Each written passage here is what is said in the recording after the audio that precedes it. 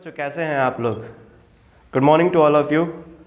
This is Akash Saini and I welcome you all of you on the my YouTube channel physics by AKS. अगर आपने इसको subscribe नहीं किया है तो सब्सक्राइब कर दीजिए, प्रमोशन ज़रूरी होता है. चलो, तो आज हम लोग पढ़ने जा रहे हैं क्लास 9th फिज़िक्स, और उसके अंदर हम लोग पढ़ेंगे second chapter force and laws of motion.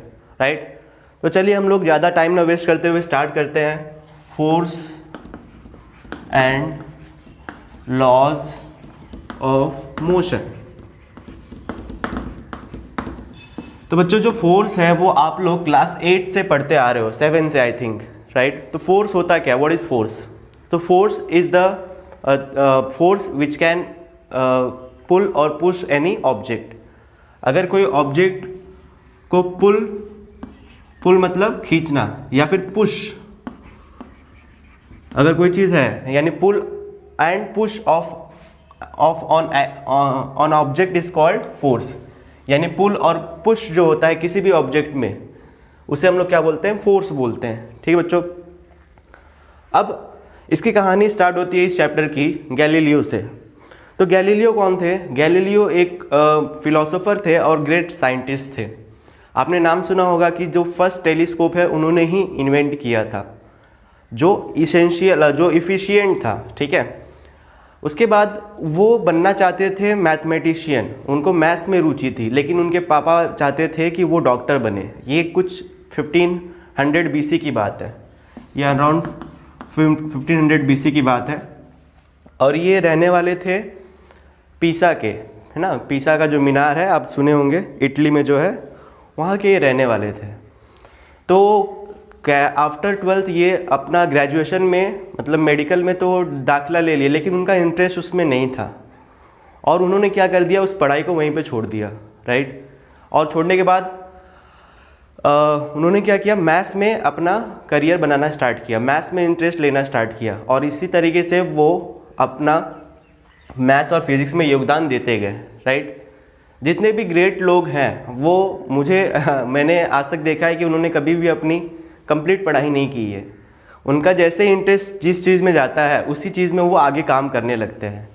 ठीक है, और आप लोगों को भी ऐसा ही करना चाहिए. जहाँ पे आपका इंटरेस्ट हो उसी चीज़ में आपको काम करना चाहिए, क्योंकि अगर हम लोग बिना इंटरेस्ट के कोई काम करेंगे तो वो काम भी अच्छे से नहीं करेंगे, 100% से नहीं करेंगे, तो वो काम भी नहीं हो पाएगा और आपका मन भी नहीं लगेगा.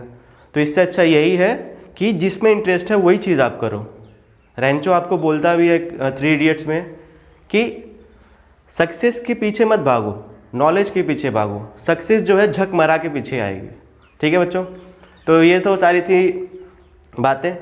तो गैलीलियो ने क्या, गैलीलियो के पहले जो थे, गैलीलियो के पहले जो साइंटिस्ट और जो नॉर्मल लोग थे, वो क्या सोचते थे कि किसी भी चीज़ को मूव कराने के लिए, किसी भी चीज़ को मूव कराते रहने के लिए एक कांस्टेंट फोर्स की रिक्वायरमेंट है. और ये आर्गूमेंट वो लोग कैसे देते थे? वो लोग क्या करते थे, एक बॉल फेंकते थे तो थोड़े दूर तक जाके रुक जाता था. तो वो लोग बोलते थे कि अगर इसको चलाते रहना है तो हम लोग को एक कांस्टेंट फोर्स लगाते रहना पड़ेगा. इवन अगर यूनिफॉर्म मोशन हम लोग उसका मेंटेन करना है तो हम लोग कांस्टेंट फोर्स लगाना पड़ेगा लगातार. या फिर किसी की अगर बॉडी रेस्ट पे है तो उसके स्टेट ऑफ मोशन को अगर आपको रोक के रखना है, यानी रेस्ट पे, तो उसको रेस्ट पे रखना है, तो उसको पे भी फोर्स लगा के रखना पड़ेगा आपको. और उन्होंने इसका आर्गूमेंट देते हुए एग्जांपल बताया कि जैसे साइकिल है, साइकिल पे आप पैडल नहीं मारोगे तो वो आगे नहीं जाएगी, और जब तक आप पैडल मारते रहोगे वो आगे चलती जाएगी. यानी जब तक आप फोर्स लगा रहे हो तब तक उसके अंदर मोशन होता है. ठीक, फिर बॉल का एग्जाम्पल दिया कि बॉल को आप रोल करो अर्थ पे तो क्या करेगा, थोड़ी दूर पे जाके रुक जाएगा. इसका क्या मतलब है, उसको मूव कराते रहने के लिए फोर्स की रिक्वायरमेंट है. राइट, बट उस समय तक उन लोग को फ्रिक्शन के बारे में नहीं पता था. उन लोगों को नहीं पता था कि जो बॉडी मूव कर रही है उस पर एक अपोजिट डायरेक्शन में फोर्स लग रहा है, that is force of friction. और इस चीज़ को गैलीलियो ने अपने एक्सपेरिमेंट से एक्सप्लेन किया. उन्होंने क्या किया, उन्होंने एक वुड का एक इंक्लाइंड प्लेन बनाया. इंक्लाइंड का मतलब बच्चों, हॉरिजॉन्टल से किसी एंगल पे कोई चीज़ होती है तो उसे हम लोग इंक्लाइंड बोलते हैं. ठीक है, तो इंक्लाइंड का मतलब आपको समझ में आ गया. आप एग्जांपल बताइएगा, और इंक्लाइंड क्या क्या चीज़ें होती हैं. एक और एग्जांपल मैं बताता हूँ, जैसे सीढ़ी जो होती है आपकी वो इंक्लाइंड होती है। ऐसे ही और आप एग्जांपल बताइएगा कमेंट बॉक्स में। अब उन्होंने क्या किया, यहाँ पे एक बॉल रख दिया। बॉल को जैसे उन्होंने रिलीज़ किया वो यहाँ पे यहाँ तक आया। अब यहाँ पे उन्होंने सेम एंगल, जितना एंगल ये था, अगर ये 30 डिग्री है तो 30 डिग्री पे ही क्या किया उन्होंने, एक और यहाँ पे प्लेन बना दिया इस तरीके से। अब उन्होंने क्या देखा, यानी इसकी अगर हाइट h है तो इसकी भी हाइट क्या रखा उन्होंने, h रखा, यानी हाइट सेम रखा।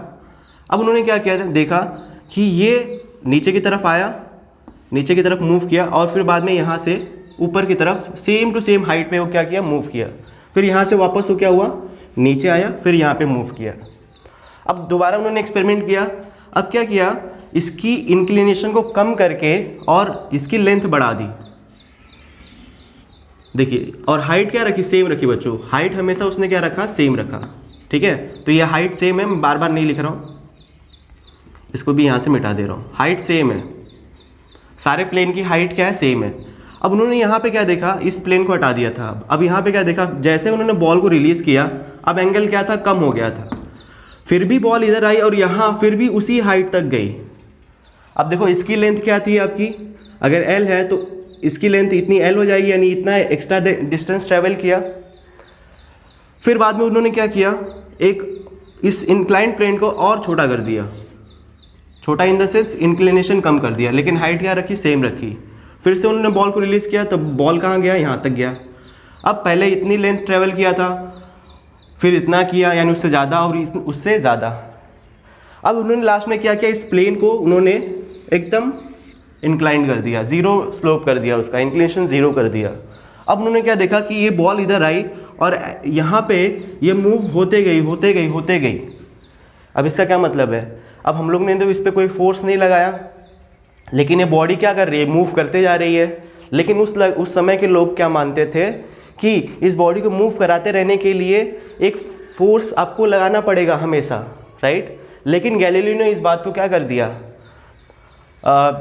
डिसअप्रूव्ड कर दिया। वो इसके साथ में नहीं सहमत थे। उन्होंने इस एक्सपेरिमेंट से उसको फॉल्स प्रूफ कर दिया कि ऐसी कोई ज़रूरत नहीं है।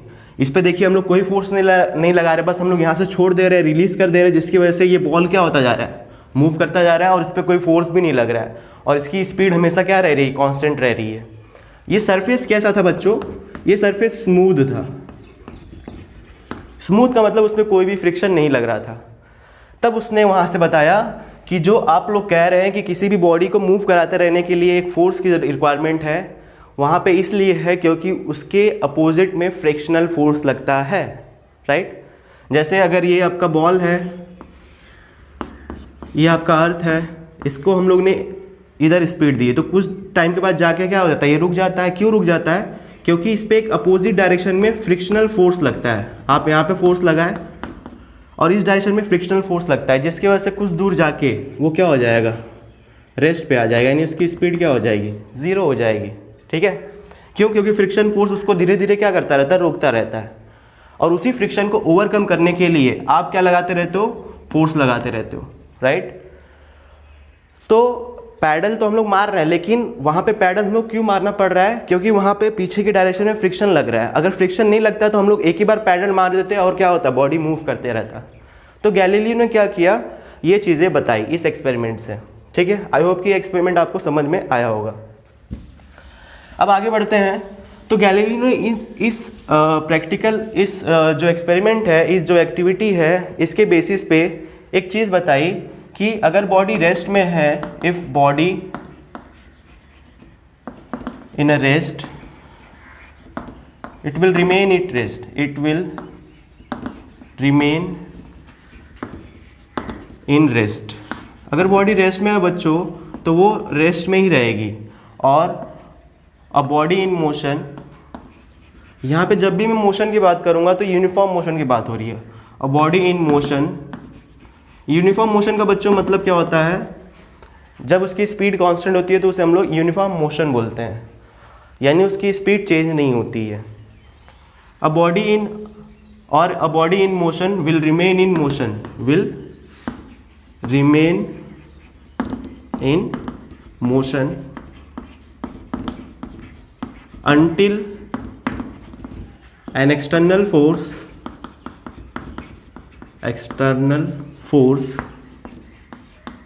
Is applied on it.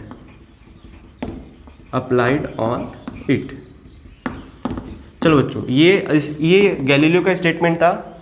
इसी को हम लोग और डिटेल में हिंदी में समझते हैं क्या बोल रहा है। अगर बॉडी क्या है, रेस्ट में है, अगर मान लो बॉडी रेस्ट में है, यानी इसका इनिशियल स्पीड क्या है, 0 है, it will remain in rest. ये रेस्ट में ही रहेगी। कब तक रेस्ट में रहेगी बच्चों? जब तक कि इस पर कोई क्या लग रहा है, फोर्स ना लगाया जाए, ठीक है। या फिर अगर ये कांस्टेंट स्पीड से मूव कर रही है, इसकी अगर कांस्टेंट स्पीड है, यानी स्पीड चेंज नहीं हो रही है, तो कांस्टेंट स्पीड से क्या करती रहेगी, हर टाइम बाद मूव करती रहेगी, जब तक कि उस पर कोई एक्सटर्नल फोर्स ना लगाया जाए, राइट। तो बॉल आप फेंकते हो तो बॉल थोड़ी दूर जाके रुक जाती है, क्यों? क्योंकि उस पर एक्सटर्नल फोर्स लगता है, राइट। अगर वो एक्सटर्नल फोर्स नहीं लगता तो बॉडी क्या करती रहती है आपकी, हमेशा के लिए मूव करती रहती, ठीक है बच्चों। तो यही पहला स्टेटमेंट था, ठीक है, किसका, गैलीलियो का। गैलीलियो ने ये चीज़ें बताई आपकी, राइट। अब गैलीलियो ने क्या बताया, अब उसने मास और इनर्शिया चीज़ों को बताया कि मास क्या होता है और इनर्शिया क्या होता है, ठीक है। तो उसने क्या बताया कि जो भारी ऑब्जेक्ट है और जो हल्का ऑब्जेक्ट है, जैसे मान लो इसका मास है आपका 100 kg और इसका मास है 5 kg, तो इसको मूव कराने के लिए अगर फोर्स F1 लग रहा है, इसको मूव कराने के लिए अगर फोर्स F2 लग रहा है, तो जो फोर्स F1 होता है ये ज़्यादा होता है फोर्स F2 से, ठीक है। ये क्यों हुआ? क्योंकि बच्चों जो इसका मास है वो क्या है, ज़्यादा है, ठीक है। जैसे फॉर एग्जांपल अगर ये डस्टर है, इस डस्टर को आपको उठाना है तो आप इजीली उठा लोगे, लेकिन अगर इसी को चींटी को उठाना है तो वो नहीं उठा पाएगा, राइट। अगर कोई बॉडी मोशन में, जैसे कार मोशन में आ रही है, उसको रोकना है आपको, तो आप नहीं रोक पाओगे उसको, आपका एक्सीडेंट हो जाएगा, आपको चोट लग जाएगी। लेकिन एक बॉल आ रहा है तो उसको आप रोक लोगे, क्योंकि उसका मास कम है और गाड़ी का मास क्या है, ज़्यादा है, राइट। तो जितना ज़्यादा मास होता है उतना ही उसका रेजिस्टेंस ज़्यादा होता है, उसको रोकने के लिए उतना ही आपको फोर्स लगाने की ज़रूरत पड़ती है, right.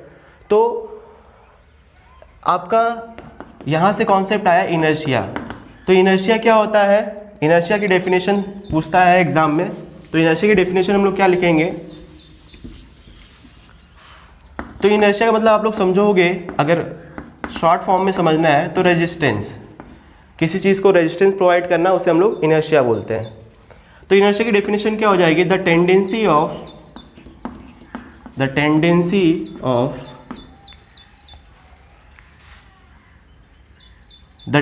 Of to change, to oppose the change,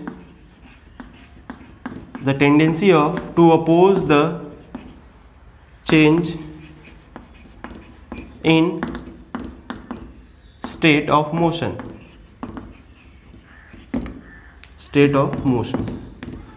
ठीक है। तो इनर्शिया क्या है, the tendency of to oppose the change in state of motion. State of motion को चेंज करने की, अपोज करने की जो टेंडेंसी है उसे इनर्शिया कहते हैं।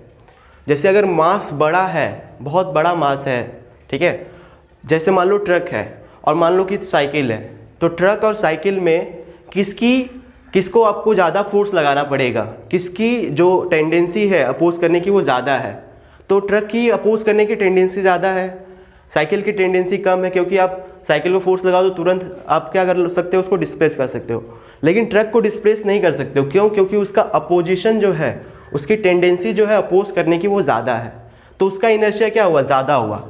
यानी इनर्शिया किससे रिलेटेड है बच्चों, मास से, ठीक है। इसका मतलब जिसका मास ज़्यादा होगा, ठीक, अगर एक का मास है आपका 100 kg, m1 है आपका 100 kg और m2 है आपका 5 kg, तो किसका इनर्शिया ज़्यादा हुआ, तो मास फर्स्ट का इनर्शिया क्या होगा बच्चों, ज़्यादा होगा। इनर्शिया जो होगा मास फर्स्ट का क्या होगा, ज़्यादा होगा, ठीक है। तो आई होप कि आपको इनर्शिया समझ में आया होगा। यानी मास ज़्यादा होगा तो इनर्शिया भी क्या होगा, ज़्यादा होगा, यानी डायरेक्टली प्रोपोर्शनल है एक दूसरे की, ठीक है। तो अब तक आप लोग को समझ में आ गया होगा कि पहले के लोग क्या सोचते थे कि किसी भी बॉडी को मूव कराते रहने के लिए एक कांस्टेंट फोर्स की, एक्सटर्नल फोर्स की रिक्वायरमेंट है। लेकिन गैलीलियो ने ऐसा नहीं बोला। गैलीलियो ने क्या बोला कि कोई फोर्स की रिक्वायरमेंट नहीं है, ठीक है। वो जाके रुक जाता है, क्यों? क्योंकि फ्रिक्शनल फोर्स लगता है अपोजिट डायरेक्शन में। अगर स्मूथ सरफेस है तो वो बॉडी हमेशा क्या करती रहेगी, हमेशा मोशन करती रहेगी, अगर उसको एक बार स्पीड मिल गई तो, ठीक है। चलो, तो ये गैलीलियो ने इतना स्टडी किया था। अब गैलीलियो की जो थेरीज थी, जो थीसिस थी, उस सब को स्टडी किया किसने? न्यूटन भाई साहब ने। अब न्यूटन ने इसको स्टडी किया और फिर बाद में उन्होंने उसे सिस्टमैटिक वे में 3 लॉज में कन्वर्ट कर दिया, Newton's first law, second law and third law. वो पढ़ने से पहले हम लोग पढ़ लेते हैं इफेक्ट ऑफ फोर्स।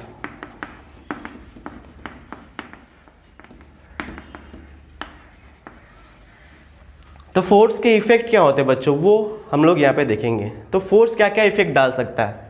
तो पहला चीज़, आप इसे क्लास 8 में भी पढ़ चुके हो, 7 में पढ़ चुके हो। तो पहला क्या है आपका? It can change the state of motion.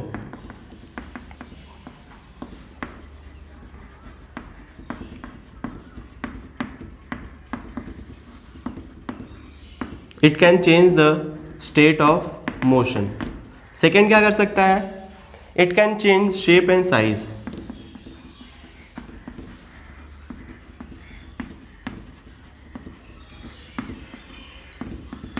It can change shape and size. तीसरा क्या कर सकता है? It can change direction of body. ठीक है बच्चों। अब कैसे? स्टेट ऑफ मोशन को, जैसे मान लो ये डस्टर आपका रेस्ट पे है, तो इसको मैंने यहाँ पे ला दिया, तो यहाँ से यहाँ लाने के लिए मैंने क्या किया? फोर्स लगाया। तो फोर्स क्या कर सकता है? रेस्ट को, या फिर अगर मोशन में है तो उसको रोकने के लिए हम लोग फोर्स लगाएंगे, ठीक है। तो अगर कोई बॉडी रेस्ट में है और मूव करने लग रही है, इसका मतलब उस पर क्या लग रहा है? फोर्स लग रहा है। जैसे हवा स्टिल है, हवा चलने लगी, इसका मतलब उस पर क्या लग रहा है? फोर्स लग रहा है। ये चौक स्टील है, ये नीचे की तरफ आ रहा है, इसका मतलब इस पर क्या लग रहा है? फोर्स लग रहा है, ठीक है। तो फोर्स क्या कर सकता है? मोशन को, स्टेट ऑफ मोशन को चेंज कर सकता है। यहाँ पे स्टेट ऑफ मोशन से मतलब है बच्चों कि अगर रेस्ट पे है तो उसको मूव कर सकता है, अगर मूव है तो उसको रेस्ट पे ला सकता है। सॉरी। नेक्स्ट क्या है? It can change the shape and size, यानी उसका जो शेप और साइज है वो चेंज कर सकता है। फॉर एग्जाम्पल, जैसे आपके पास बॉल है, जैसे मान लो ये बॉल है आपके पास, तो इस बॉल को जब आप दबाओगे तो इसका शेप चेंज हो रहा है, साइज़ भी चेंज हो रही है, तो इसका मतलब इस पर क्या लग रहा है? फोर्स लग रहा है। अभी इसका शेप और साइज़ क्या है? सेम है, कोई नहीं है, इसका मतलब इस पर कोई फोर्स नहीं लग रहा है। इसका मतलब जब भी इसका शेप और साइज़ चेंज होगा, इसका मतलब इस पर क्या लग रहा है बच्चों? फोर्स लग रहा है, ठीक है।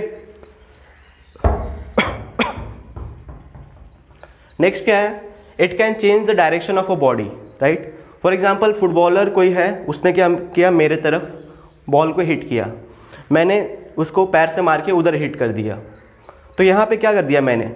बॉल इधर मूव कर रही थी और मैंने उसका क्या कर दिया? डायरेक्शन चेंज कर दिया। तो ये डायरेक्शन क्यों चेंज हुई बच्चों? फोर्स की वजह से। अगर फोर्स नहीं होता तो डायरेक्शन चेंज नहीं होती। इसका क्या मतलब है कि अगर कोई बॉडी डायरेक्शन चेंज करे, इसका मतलब उस पर क्या लग रहा है? फोर्स लग रहा है, ठीक है। जैसे गाड़ी आपकी मूव कर रही है और टर्न ले रही है, तो इसका मतलब उसको फोर्स लगा के हम लोग क्या कर रहे हैं? वहाँ पे टर्न करा रहे हैं। तो आई होप कि आपको ये समझ में आ गया होगा, ठीक है। तो इफेक्ट ऑफ फोर्सेस ये है। चलिए अब हम लोग पढ़ते हैं टाइप्स ऑफ फोर्सेस।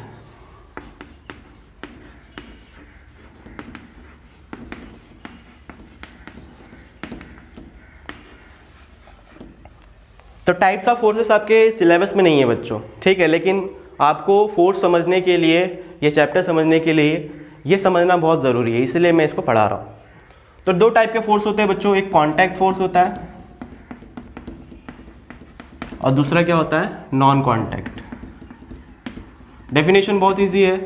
तो जो फोर्स हम लोग कॉन्टैक्ट में लगा के, सरफेस बॉडी के कॉन्टैक्ट में आके जो लगता है फोर्स, उसे हम लोग कॉन्टैक्ट फोर्स बोलते हैं, और जो बिना कॉन्टैक्ट के लगता है उसे हम लोग नॉन कॉन्टैक्ट फोर्स बोलते हैं। जैसे मैग्नेटिक फोर्स जो है, मैग्नेट आप रख दो बच्चों, तो मैग्नेटिक फोर्स क्या हो जाएगा आपका? नॉन कॉन्टैक्ट फोर्स हो जाएगा। दूसरा इलेक्ट्रोस्टैटिक फोर्स, इलेक्ट्रोस्टैटिक फोर्स क्या होता है? जो चार्जेस लगाते हैं, ठीक है। जैसे आप कंघी करो, कंघी करके अपने बालों की तरफ ले जाओ हाथ के, तो बाल क्या आते हैं? अट्रैक्ट होते हैं, राइट। उसको टच भी नहीं करते हो फिर भी वो क्या करते हैं? अट्रैक्ट होते हैं। इसका मतलब वो अपना स्टेट ऑफ मोशन चेंज करे, इसका मतलब उस पर कोई फोर्स लगा रहा होगा। और वो फोर्स कौन सा फोर्स होता है बच्चों? इलेक्ट्रोस्टैटिक। चार्ज की वजह से जो फोर्स आता है, चार्ज की वजह से जो फोर्स आता है, ठीक है, ये किसकी वजह से आता है? चार्ज। और वो चार्ज कैसे होते हैं? Static charge. स्टैटिक का मतलब रुके हुए, इसीलिए इसका नाम क्या है? इलेक्ट्रोस्टैटिक। तीसरा है बच्चों ग्रेविटेशनल फोर्स।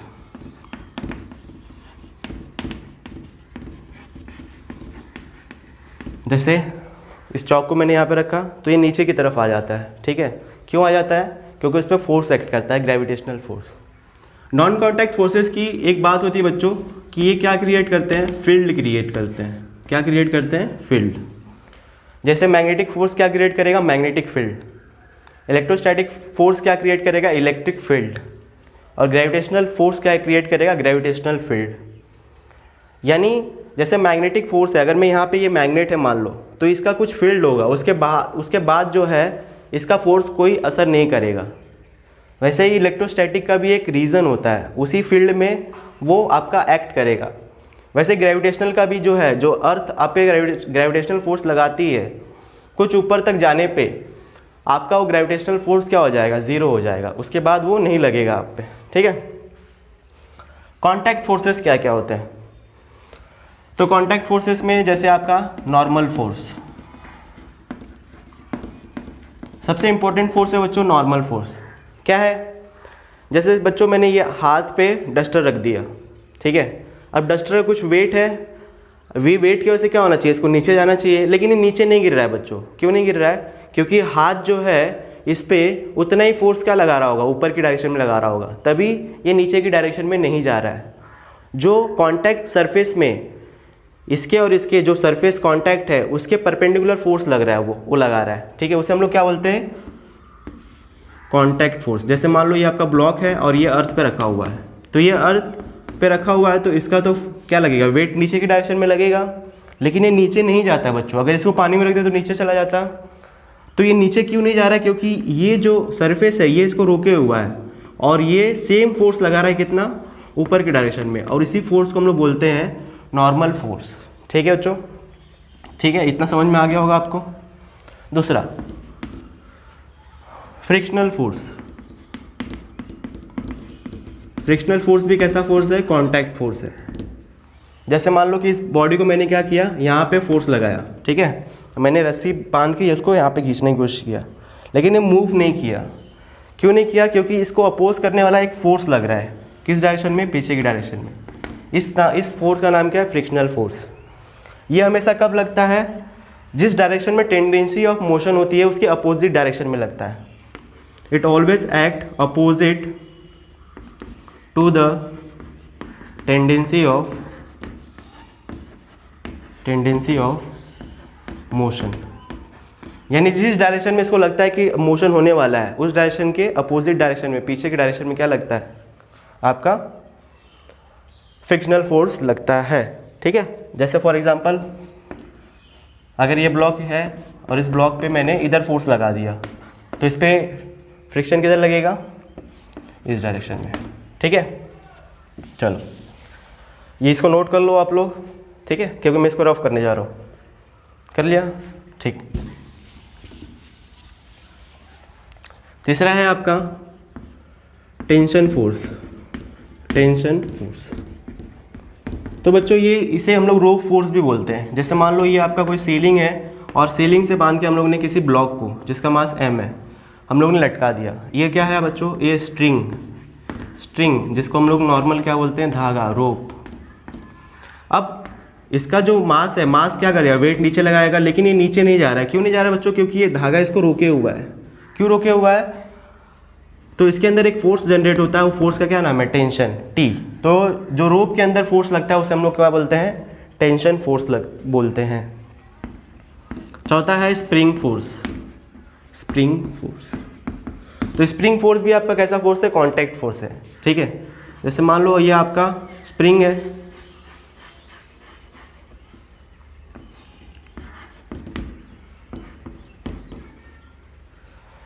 तो अगर मैं इसको फिक्स कर दूं, तो ये जो, अगर इसको मैं यहाँ पे फोर्स लगाऊँ इस डायरेक्शन में, तो क्या होगा, ये मैं इधर जब इस पे फोर्स लगाऊंगा तो स्प्रिंग क्या करेगा, इधर फोर्स लगाएगा इस डायरेक्शन में, तो इस पूरे स्प्रिंग में क्या होता है, एक फोर्स जनरेट होता है, उस फोर्स को हम लोग क्या बोलते हैं, स्प्रिंग फोर्स बोलते हैं।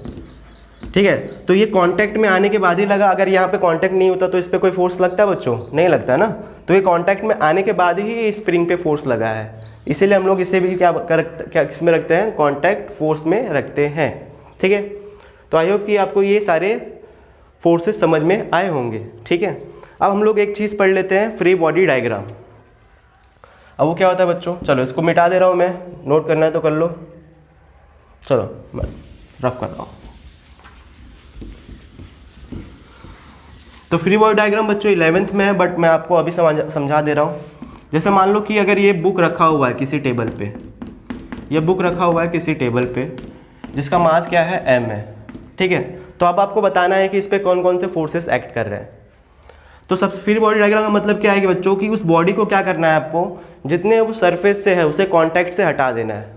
तो इसका सरफेस कहाँ पे कांटेक्ट में है, इस वाले में, तो इससे हटा दीजिए, हटा दिया। अब नीचे का सरफेस नहीं है। अब इमेजिन करिए कि इस पर कौन कौन से फोर्स लग रहे हैं। तो ऑब्वियस सी बात है, इस पर कौन सा लगेगा, इसका वेट लगेगा नीचे की डायरेक्शन में, और इस वेट को बैलेंस करने के लिए ये जो सरफेस है फोर्स लगा रहा होगा किस डायरेक्शन में, ऊपर की डायरेक्शन में। उसे हम लोग कौन सा बोलते हैं, नॉर्मल फोर्स बोलते हैं।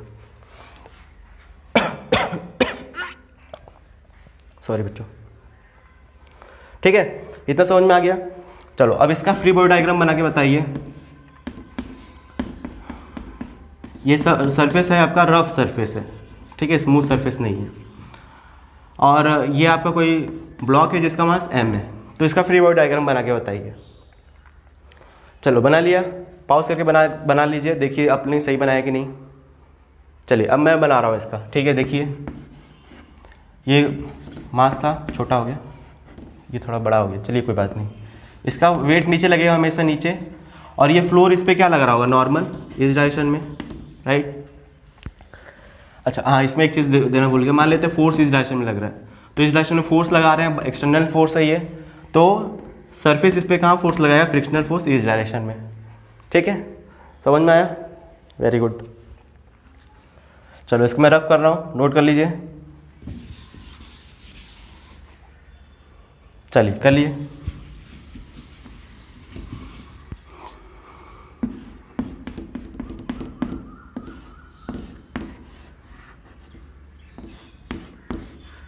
तो ये बच्चों क्या है, आपका स्ट्रिंग है। ठीक है, यहाँ पे भी स्ट्रिंग है, यहाँ पे भी स्ट्रिंग है। ये मास m1 है, ये मास m2 है। तो हम लोग क्या करना है, इसका FBD बनाना है। तो पहले m2 को हम लोग क्या कर देंगे, यहाँ से हटा देंगे। तो जब m2 को हटा देंगे तो m2 का जो वेट है नीचे एक्ट करेगा m2g, और इसको कौन रोके हुआ है, एक टेंशन, यहाँ पे एक टेंशन होगा, उस टेंशन को मान लेते हैं, अगर ये 2 है तो इसको 2 मान लेते हैं। वैसे ही m1 का बनाएंगे, m1 पे क्या लग रहा है, नीचे की डायरेक्शन में m1g।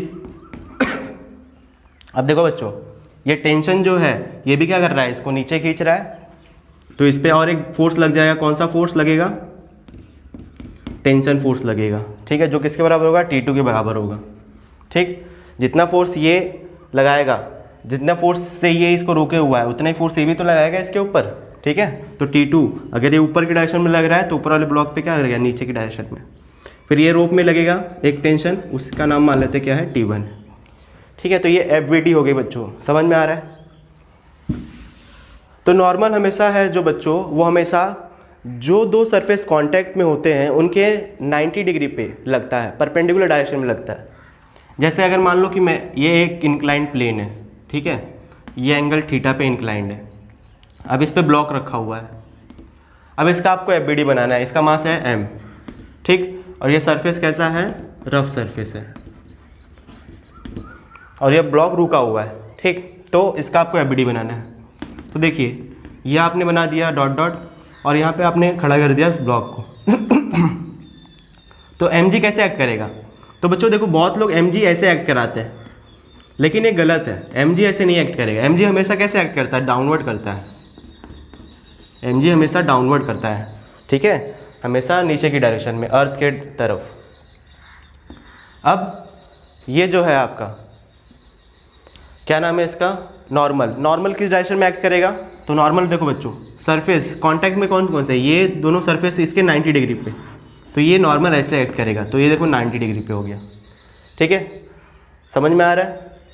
क्योंकि ये रुका हुआ है तो इस पर क्या लग रहा होगा, यहाँ पे फ्रिक्शनल फोर्स लग रहा होगा, राइट, और यहाँ पे एक ग्रेविटी का फोर्स लग रहा होगा, और वो ग्रेविटी फोर्स मान लेते हैं Fg। ठीक है, तो इतना समझ में आया आपको। चलिए, आई होप कि आपको आज का लेक्चर अच्छा लगा होगा। अगर अच्छा लगा है तो अपने दोस्तों के साथ ज़रूर शेयर करिएगा, ताकि वो लोग भी इस चीज़ों को देखें और आगे कंटिन्यू कर सकें।